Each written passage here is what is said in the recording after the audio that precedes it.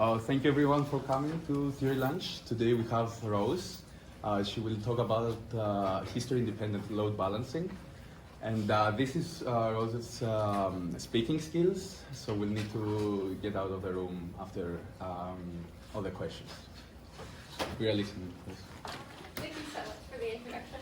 Hi everyone, I'm pretty excited to be talking at the CMU Theory Center. And this work, by the way, is joint work with Michael Bender, Bill Kuzma, and Elaine Shi. And it appeared a couple weeks ago at SOTA 2020.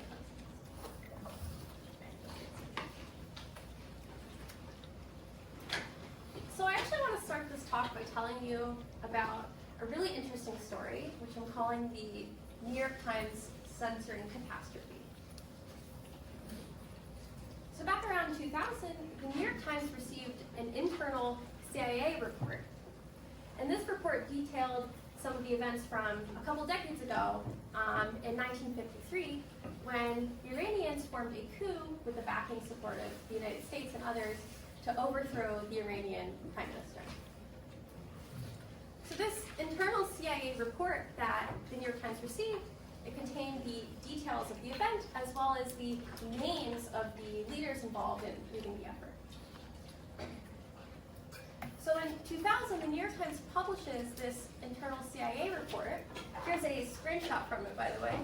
And what they did was they censored out the names of the leaders in order to maintain their privacy. Except there ended up being a big problem.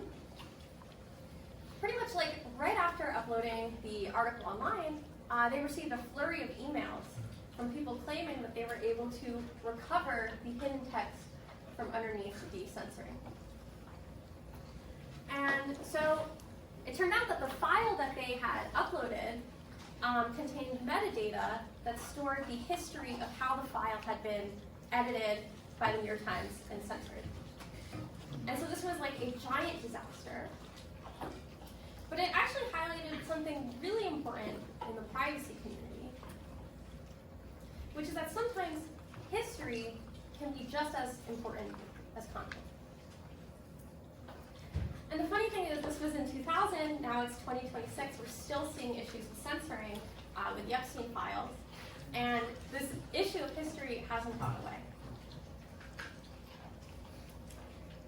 So inspired by events such as this, researchers have tried to capture, okay, like, well, what is the problem happening?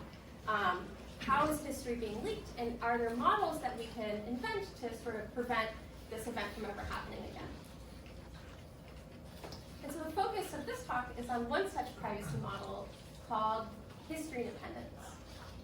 So that's sort of the backdrop of this talk. So what is history independence? History independence is a privacy property that focuses on protecting the history of how a data structure evolves over time. So at a very high level, imagine that we have some data structure, and it starts off empty. And over time, elements are inserted or deleted into the data structure. So for example, we insert the element X, we insert the element Y, remove X. And now suppose at some point in time, the state of the data structure were leaked to an adversary. That means the adversary got to see the elements being stored in the state as well as any internal representation at that point in time. And the question is, what can the adversary learn about the sequence of operations that led to that point of time, which we'll call the history? Well, what history independence says is that if your data structure is history independent, then the state should reveal only the current set of elements and not the history of the history of operations that led to that point in time. Okay, so for example, suppose that actually we saw the second history, history 2, that was the exact same history as history 1, except the first two operations were permuted. So instead of inserting X and Y, we inserted Y and then X. So if that state were leaked to the adversary, then the adversary, if the data structure is history independent, should not be able to distinguish, should not be able to distinguish between these two histories. But this isn't just for permutation permutations of histories. This is actually for any arbitrary history of operations that leads to the same set of elements. So at a high level, this is the definition of history independence. Okay, so history independence in the kind of 2 decades since it was introduced has seen a lot of applications to many data structure problems. So for example, there's been a lot of work on history independent hash tables, trees, graph algorithms, etc. Yet there are still some basic questions about history independent data structures that remain open. And so in this work, we take a look at one of these primitive data structure questions, namely the problem of designing history independent load balancing data structures.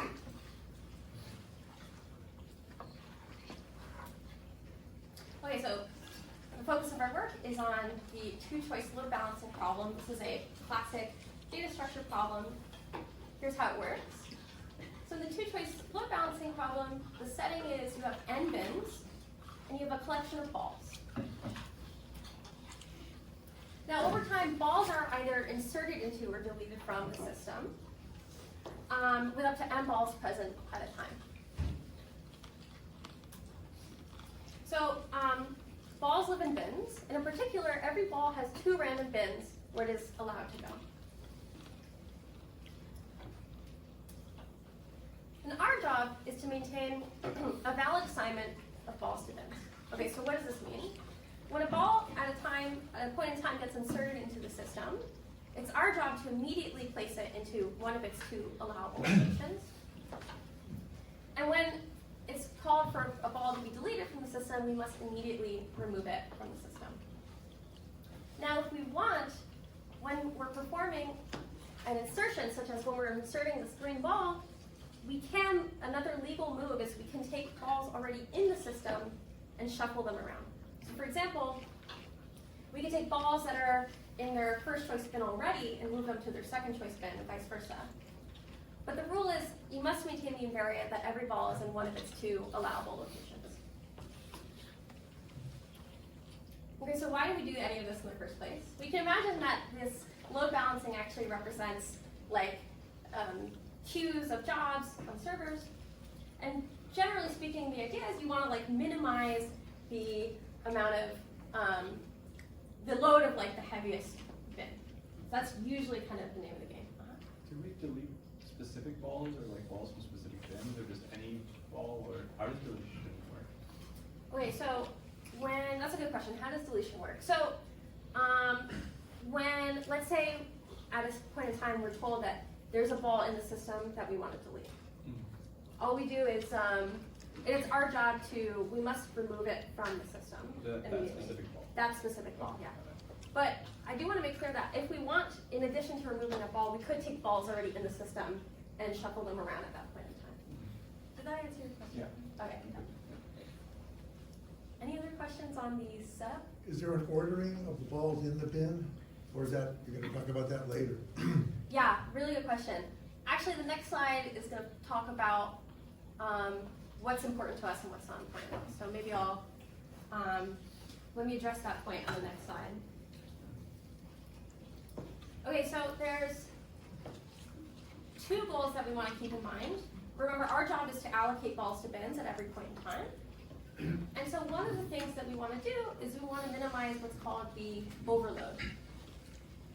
So the overload is the amount by which the fullest spin exceeds the quantity m over n. So remember, n is the letter that we're using to denote the maximum number of balls in the system at any point in time. So m over n is the average bin load. So the overload is the amount by which the fullest spin exceeds that line. So in this case, the overload is 2. And I guess maybe I'll address your point here. We're more interested in like the loads more often than the actual like stacking of balls and bins. So for this talk, just focus on the loads. They can be kept in sorted order in the bin, and then it wouldn't have any information. Yeah, so they could be kept in sorted order, or yeah, that I would capture that as part of like the internal representation of like the physical way that you want to store the information. But that's relevant to the whole history of independence, right? That's relevant to the whole history of independence. So that then comes in the next slide. You should give my talk. You're so good. Very good point. Okay, let's put a pin on that for a second. So one of the goals is we want to minimize the overload. By the way, so one way you can minimize overload is just try to put, as balls enter the system, try to put them in, bins with less load. But another thing, again, you can do is you can actually just shuffle balls around. But simultaneous to minimizing overload, we do want to minimize what's called the recourse, which is these number of balls that get moved around on any given insertion deletion. So you can imagine a trade-off between these two things. Like moving balls around helps minimize the overload, but maybe you have to move a lot of balls around. Versus if you put balls in the bin, but you don't move them around, you might suffer from high overload. So generally, the name of the game is to try to balance these two things at the same time. Yeah. I'm just curious. So the overload definition is like somehow it's like the distribution of the number of balls in each bin should be flat, and like the perfectly flat would be if they're all like M over N. Yeah. This is like asking for like an L infinity like guarantee about like the difference between these two distributions. The difference between Like the actual distribution that you have and then this ideal distribution. I don't know, you could ask for other things like, I don't know, the sum of the overloads of each one is small or something. Yeah, exactly. Is that also exactly. interesting, or is this like particularly interesting for some? Yeah, that's a great question. I mean, it could be another way to look at it is like, yeah, how close can you get to like the optimal allocation of balls to bins for a turn set? Because it may not be possible for there to exist an allocation of balls to bins given their choices. So yeah, there's lots of interesting questions. We only just focus on this one. But I guess revisiting Danny's question, I think maybe Danny is asking, like, I guess if everything is started as a set, it's like maybe easier to understand. But maybe our algorithm is history independent, even if everything is started as an ordered array. I see. Maybe that's the question. I'm not sure if that's the question. So the details here are that in order to understand Danny's question, we have to define what it means for a load balancing algorithm to be history independent. And so I can actually do that right now. Let me do this and then. So before you do that, okay. Is it the maximum number of balls moved around in any given insertion deletion? Really good question. So you can define recourse. You're talking about recourse, right? Yeah. Okay, so I kind of left this a little whiffy, but like for an insertion, you can ask, okay, how much recourse did I incur at that insertion? Or how much recourse did I incur at that deletion? And in our talk, what we're interested in is the average recourse across all operations. Yeah? Are we concerned with any computation time limits? Ooh, good question. In this, so another, if you had to add a third goal, I think a third goal to add would be to like compute the allocation as quickly as possible. We're asking for more of like an information theoretic thing. Yeah, efficiency would be great, but in terms of kind of the two probes that we're looking at, we're not considering like computation. These are really good questions, by the way. Yeah, thanks.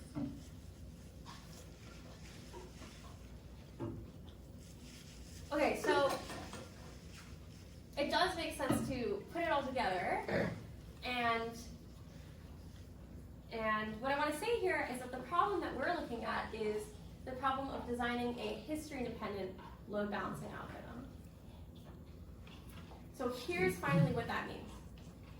What it means is that if I give you a set S of balls, then you should be able to construct the entire assignment of balls to bins from scratch.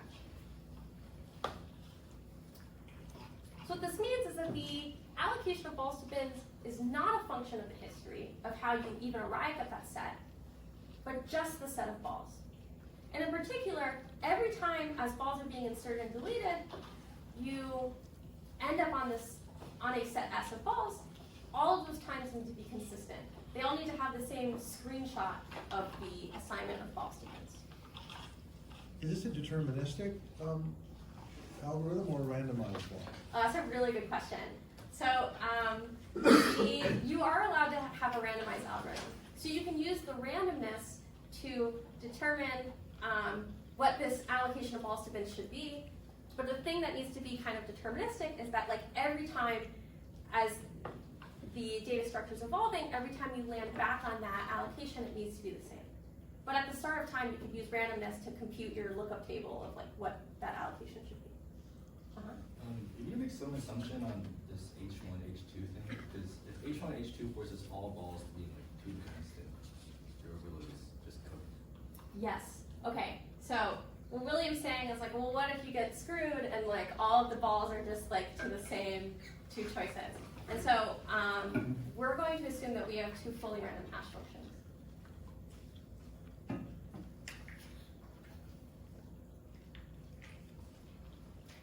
So just to say it again, the definition of history independence here, an algorithm for this problem is history independent if it uses the same consistent allocation of balls to bins for every possible set of balls. And as notation, I'm going to use, for a given set S, I'm going to call the assignment A sub S.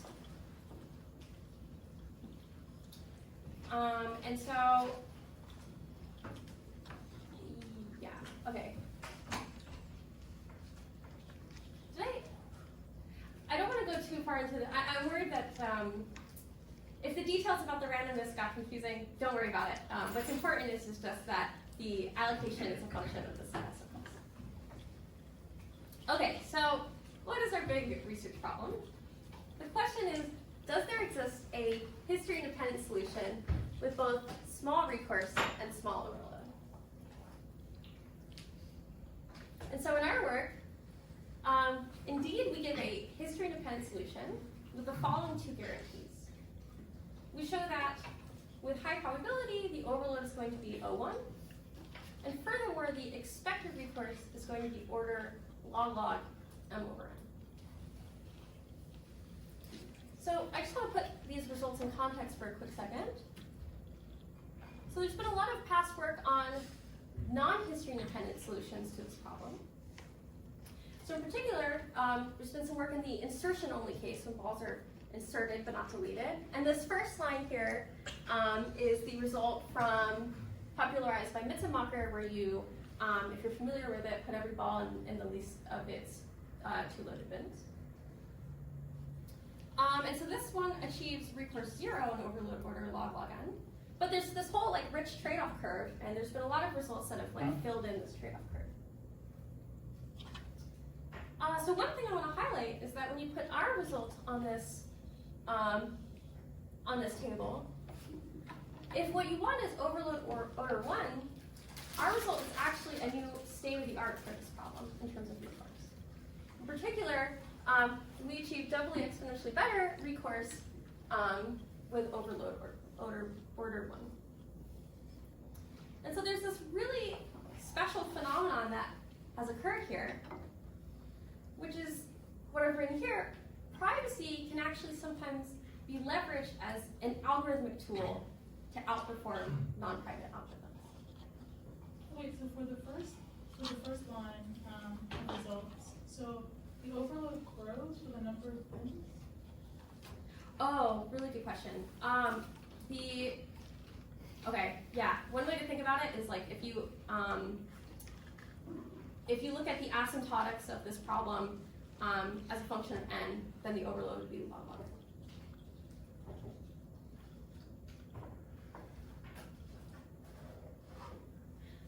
Yeah. How does the insertion only or the reinsertion, how does that affect the comparison? How does that affect the comparison? Well, one way to think about insertion, so one of the big problems when you generalize to the fully dynamic case of being able to insert and delete elements is what makes it difficult is you, at least in the, if you also look at this like no and reinsertions, you can insert a ball, delete it, and then at a later point in time reinsert it again. And when that happens, you're using randomness that has already been leaked to the data structure. And so there are these kind of adversarial sequences that could really screw up your overload, and it makes the problem a lot more challenging. But actually sort of points to a way in which history independence, at a very high level, by forcing you to have the same canonical representation for every set, maybe is just like, I conjecture, like a nice way of like thinking and overcoming some of these obstacles.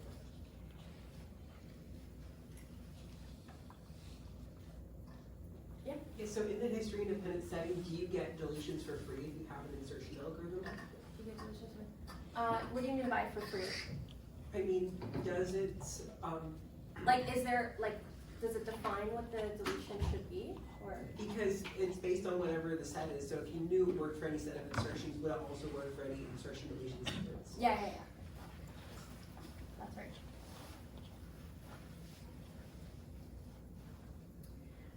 So for the rest of the talk, I want to do two things. For the first part of the talk, I want to give a simple warm-up on how to construct a simple history-independent two-choice load balancing algorithm. And it's not going to give the full results that we prove in our paper, but it's really interesting in its own right. And then finally, I want to end the talk by going over the full algorithm that we do in our paper. Okay, so part one, simple warm-up. And this is actually, we include this warm-up in our paper so you can read about it if you're interested, but this is the theorem that the warm-up says. So what our algorithm in this part is going to show is we're going to get a history-independent algorithm with overload not order 1, but worse, log n. And not recourse log m over n, but recourse order m over n. So it's worse, but maybe you can appreciate kind of how to start thinking about designing algorithms in this space. Okay, so before I go over the warm-up, let me introduce two baselines. So the first baseline strategy that you can consider for assigning balls to bins is the single choice strategy. How does it work? Well, when a ball X is introduced in the system, what we're going to do is we're going to put it in its first choice bin. So here's X is being inserted, it goes into that bin. That's how you would perform an insertion. And to perform a deletion, if there's a ball Y in the system that we're told to delete, you just remove it from the system.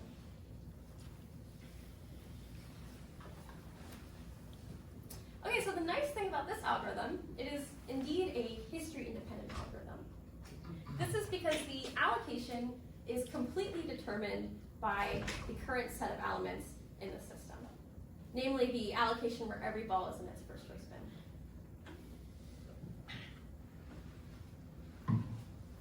And the other kind of neat thing about this algorithm is it has zero recourse. Remember, recourse is the number of, when we perform an insertion or deletion, it's the number of balls already in the system that we decide to like jiggle around. And by design, this is 0. So of course, what kills you is that the overload is huge. And so you can show using like standard turnoff bound argument that you're going to have overload roughly root m over n. So getting back to Danny's earlier question, so you're just assuming that as long as the mapping to bins is the same, no matter what the history is, Yeah. that somehow the data structure, metadata, or whatever, including how you represent the balls in the bins, is history independent. Yeah, you know what? Now that I've thought about it, here's a better way to think about it. You can imagine that the internal representation for each bin, there's a canonical ordering. I think Elaine said this earlier. There's a canonical ordering of like the balls within each bin, but I'm not going to charge you for shuffling balls around within the bin. So W log, you can just imagine that for in a history independent allocation of balls to bins, that there's a canonical ordering of the balls within each bin.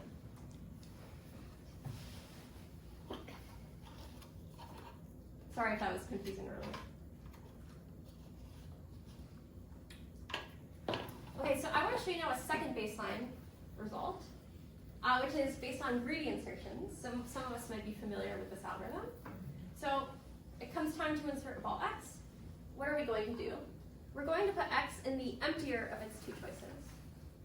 So again, each ball has two random choices, And in this scenario, we would put X in the second of its choices because it's the emptier of the two bins. So sadly, this is not a history independent. It's a very history dependent algorithm. You can imagine a sequence of operations that lead to the same set but would result in different allocations of balls to bins. But on the other hand, the recourse of this algorithm is 0. And furthermore, kind of the big thing you get from this baseline is you have great overload. And we know that in the insertion only case, so when balls are just being inserted, the overload is order log log n. It's actually, my understanding, an open question still what the overload is in the general fully dynamic case. Okay, so now we're ready for the cool warm-up, which is, I'm calling history independent greedy. Here's how it works. It kind of like combines ideas a bit from the baselines. Okay, let's imagine that for now let me explain how you would support an insertion, and deletion is going to be the same. Okay, so to support an insertion, we're going to move from the picture on the left to the picture on the right. So let's imagine that the picture on the left represents the current state of balls when the set S is in the system. Okay, so now, remember we used the notation A sub S to denote the history-independent allocation of ball spins. And so now our job is how do we compute A sub S union X when we insert this new ball X? So to compute A sub S union X, the very first thing you're going to do is you're actually going to take all the balls on the left and you're going to dump them out of the bins. And then what you're going to do is you're going to sort all of these balls, including the new ball, into some canonical ordering, x1, x2, etc. And then finally, what you're going to do is you're going to reinsert the balls back into the bins according to that order using the greedy algorithm that we just saw. Okay, so it's kind of like combining, you're rerunning greedy, but putting the balls but according to some sorted over the insertions of the balls. Okay, so let's analyze this algorithm. So, yeah. Is it just a random permutation, the sorting, or is there something specific in the order? Yeah, good question. It has to be based on you can't be random there. It has to be based on the names of the keys, the names of the X elements. Or something. Yeah, so the ordering, it turns out it doesn't matter, but it needs to be consistent. Mm-hmm. Anytime you have the set S, it needs to be the same ordering.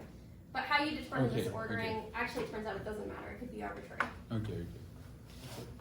Sorry, just to make sure I understand. So what's going on is we're sort of now imagining that every time we insert a new object, we just assume it had been inserted in some good order.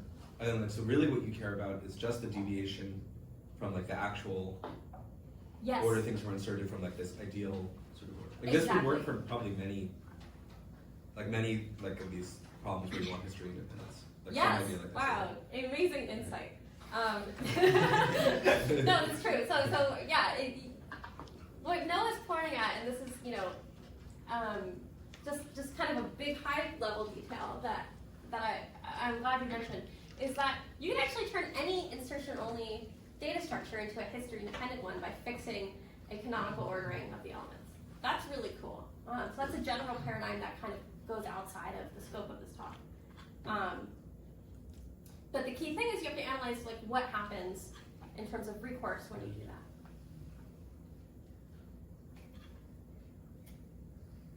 So exactly that, I want to analyze this algorithm for a second. So by construction, this is a history-independent algorithm. The allocation of balls to bins is a function of the set of balls and not the history. We know by baseline 2 that we just saw that the overload is going to be order log log n. So again, the big question is, well, what's the recourse?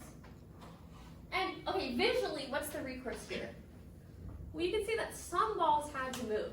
For example, in this very last bin, we started off with 2 gray balls, and now we have 1 gray ball. So we know a gray ball had to have moved out of that bin.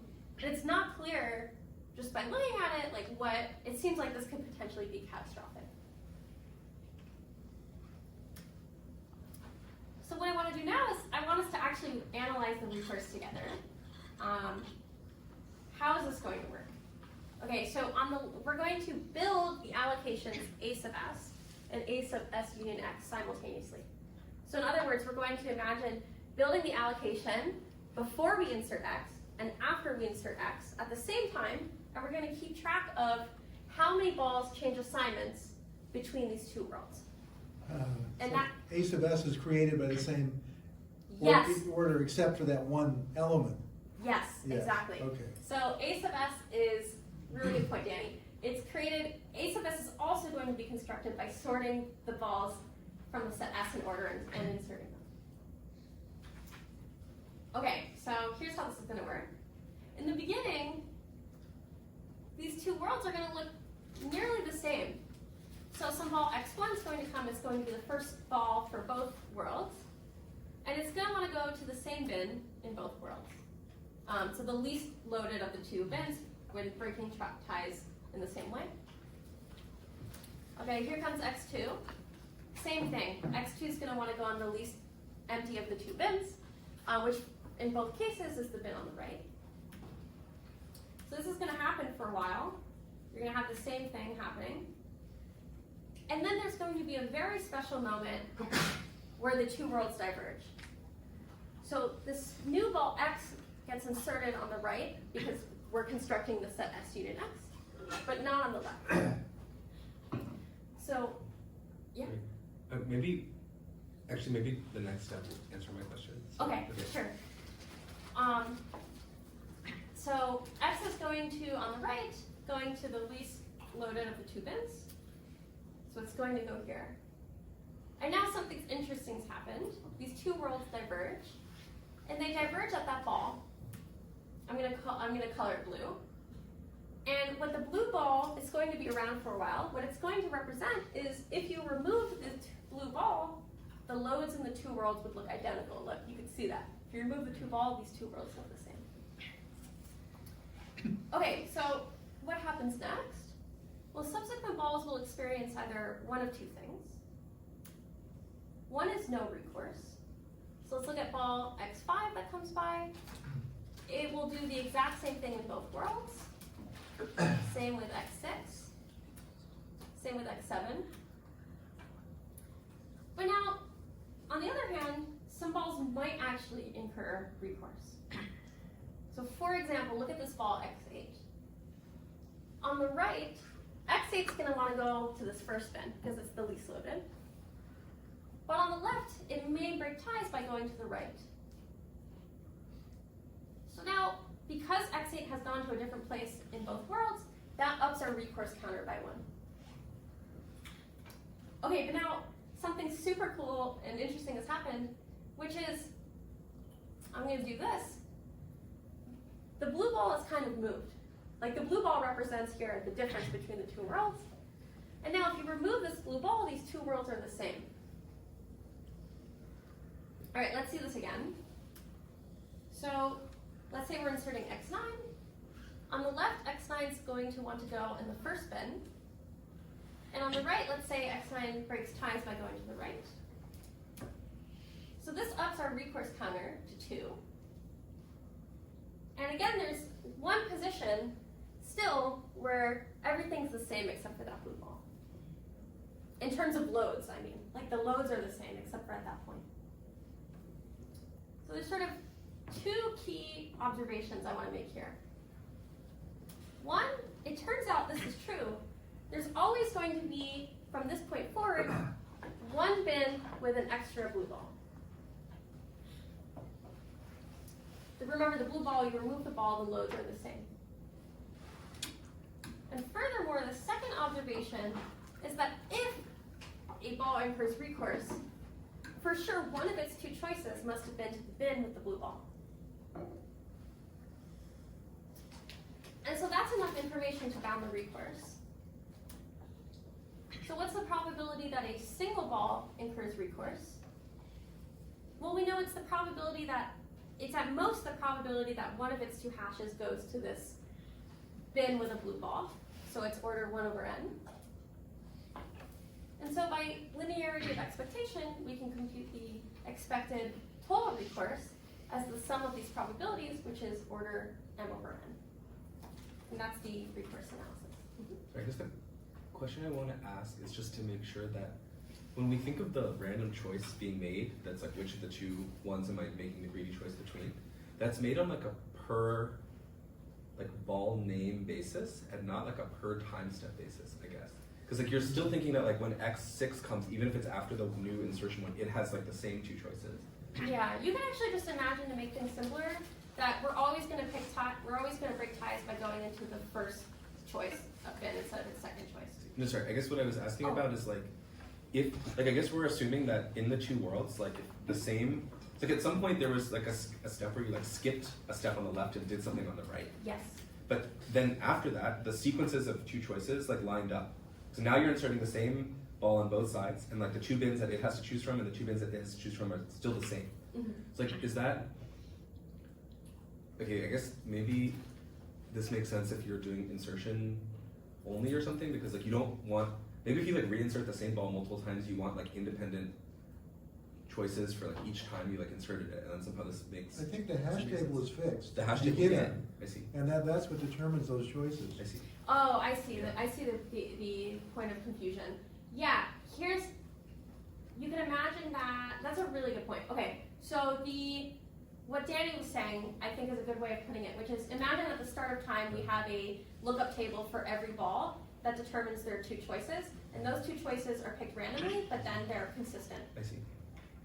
I see. Even if you like reinsert the same. Yes, if you reinsert okay. the ball, you have the same two choices. Yeah, that's a really good point. Thanks.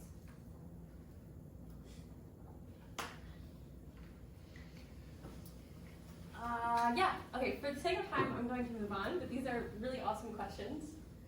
So just to recap, our simple warm-up, history independent greedy achieves high probability overload order log n and expected recourse order m over n.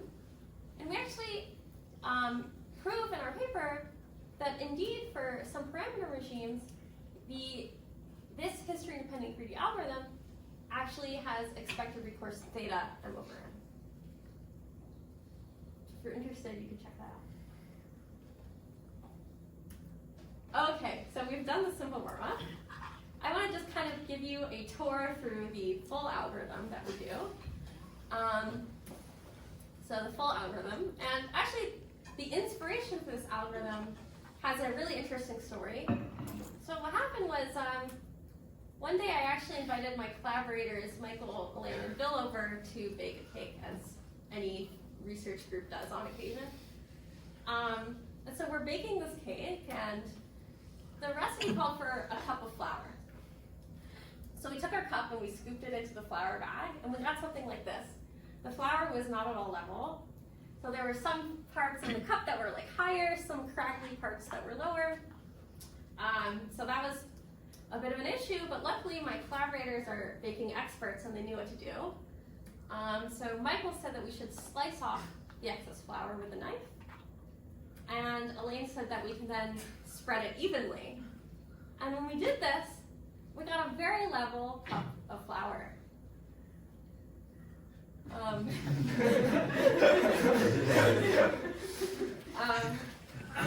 So this was good. So actually, similarly, later on we were putting frosting on the cake, and we ran into the same issue. We put the frosting on and it was not at all level, but Michael said that we should slice off the excess frosting, and Elaine suggested we then spread it smooth. And when we did that, we got a perfectly level cake.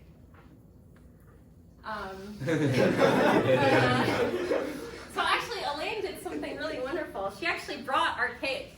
Well, that's not true. This is from Whole Foods. But in Elaine's own words, this is a loaf-balanced cake. So if you're interested, you can eat some cake after, after the talk.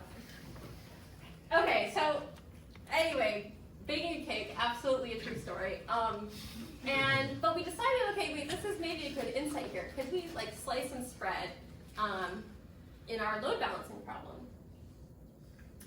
And so we tried this. So we started with an allocation of balls to bins where every ball is in its first choice bin. And so what you'll notice is this is sort of equivalent to taking your cup of flour and scooping it into the flour. You have a lot of jaggedness when you put every ball into its first choice bin. But then what we did was we said, okay, well, let's just like slice off the jagged surface and just like take those balls out. And so what's interesting is then we said, well, what happens if we spread them back into the bins, but instead of putting them in their first choice bin, we put them in their second choice bin.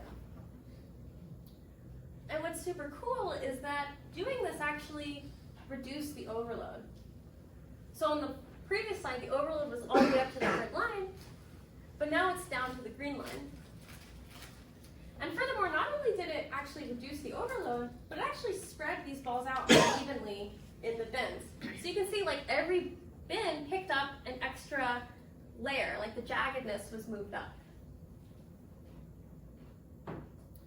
So what I want to show you is that, in general, slice and spread does reduce overload. Yes? But if you like slice and spread again, you get back to the original thing. Ah, very good point. Yes. I want to. No, you wouldn't. Go back to the example. I don't think you would. You'd slice it at a different level. Oh, I see. Yeah. But actually, you'd slice at a different level. But if you have to be really careful about how you slice again. And I'm actually, I have a place in my talk where I want to talk about that. So I'll wait till we get there. But good insight. Okay, so how does slice and spread reduce overload?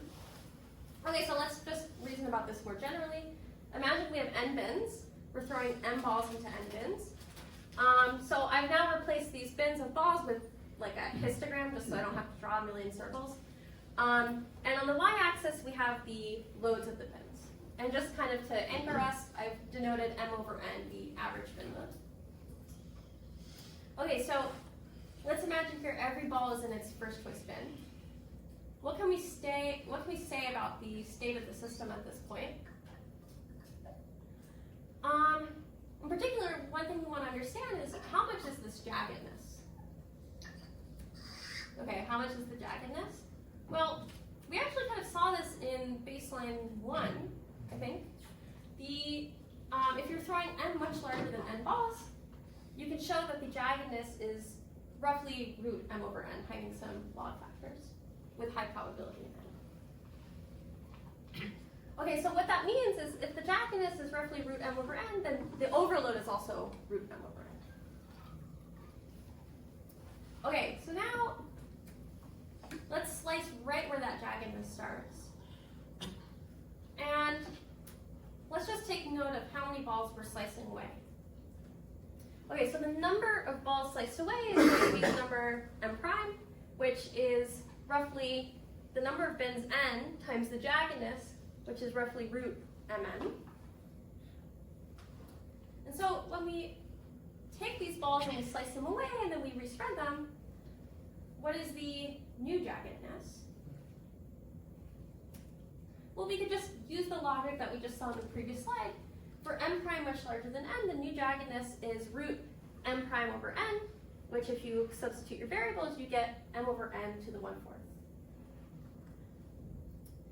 So what just happened? We took the overload as root m over n, and we square rooted it. Okay, here it is again. The overload, we square rooted it. Is this a history-independent algorithm, or can it be made history-independent? Yeah, what you could do is you could just fix kind of what Danny was talking about earlier. You can fix a canonical ordering over the bins and always fix which ones are on top, slice them away. What's the recourse? Anyone want to guess?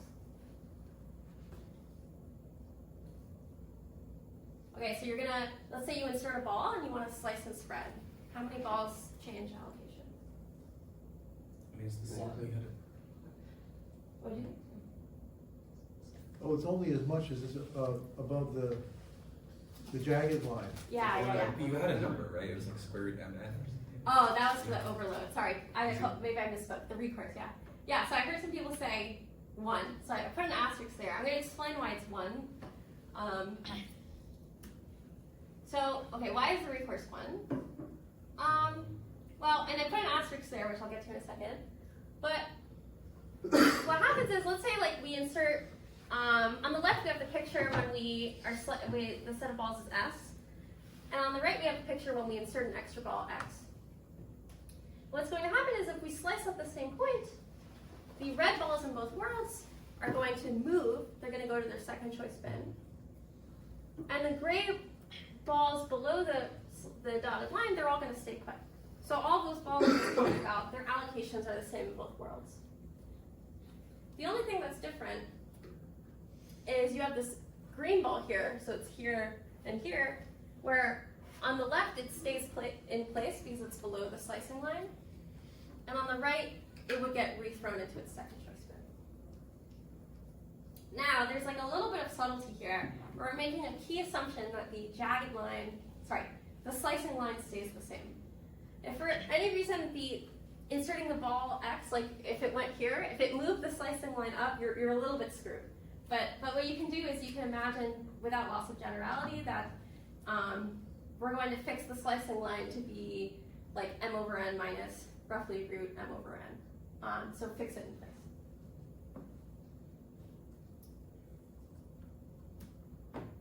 Okay, so now this is great. Slicing and spreading reduces the overload by square root.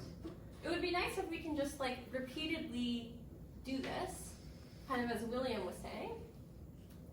And maybe what you'd hope for is that after log m over n rounds, you would get the overload all the way down to order 1, and the recourse would just be order log m over n. Unfortunately, this turns out not to be totally true. It turns out the second you start doing this repeatedly, you run into a bunch of technical challenges. And the first one is sort of exactly what William was pointing at, which is, in an arbitrary round, how do you decide which balls to slice away? So for example, let's say we're in round 2, we've just spread the balls from round 1, which balls are we going to slice away? So if we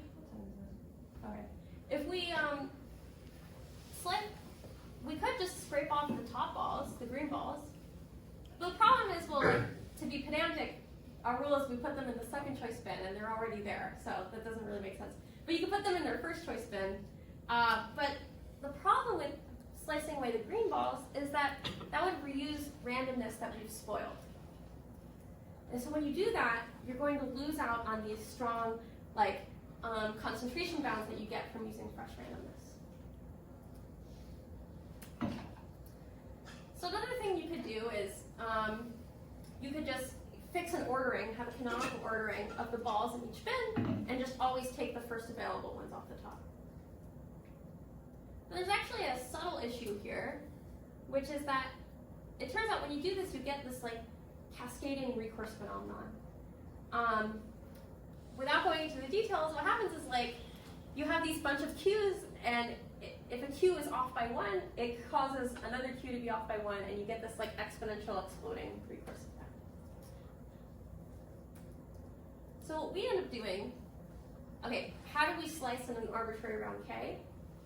What we do is, ahead of time, we're going to assign every ball a random round number. And the rule is, every ball gets a random number 1 through log m over n. And you can only evict balls from a bin if that ball has the corresponding round number. The details of this aren't very important, but just so you know, that's what's happening. I don't have very much time left, so I just want to quickly flash through some of the challenges that happen when you do slice and spread. The first one is you can run into slicing failures. Slicing failures are what happen when you attempt to slice off balls from the bins, but you are not able to evict as many balls as you want. So in particular, let's say in this third bin here, actually before I say that, in the last slide I mentioned that balls are assigned random round numbers, and you can only evict, in round K, you can only evict round K balls. But there may be a bin with no round K balls. all you need to understand here is like there may come a point where you're trying to slice out that line, but you're legally not able to remove any balls.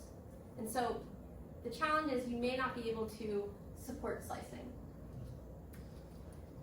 And as a result, you're not going to be able to slice evenly, and the jaggedness is going to remain in the bin. There's sort of like another challenge, which I'm calling spreading failures, which is, okay, you then go to spread the balls, and they don't do the thing you want, like they don't spread evenly. So the spreading step may distribute the balls unevenly, which creates new jaggedness. And this unevenness may actually be caused by the fact that you weren't able to slice evenly in the previous step. So you have this like super weird independencies between the steps. And there's really no clean way to recover when this happens. Because on the one hand, you can try to move the jagged line down to the source of the jaggedness, but now you're slicing away a ton of balls. Or equivalently, you can try to kind of hack your way through it and move the slicing line up, but that's not really going to get rid of the jaggedness. So long story short, it turns out as you're doing this slicing and spreading, these failures are inevitable, and you're going to lose out on that clean surface.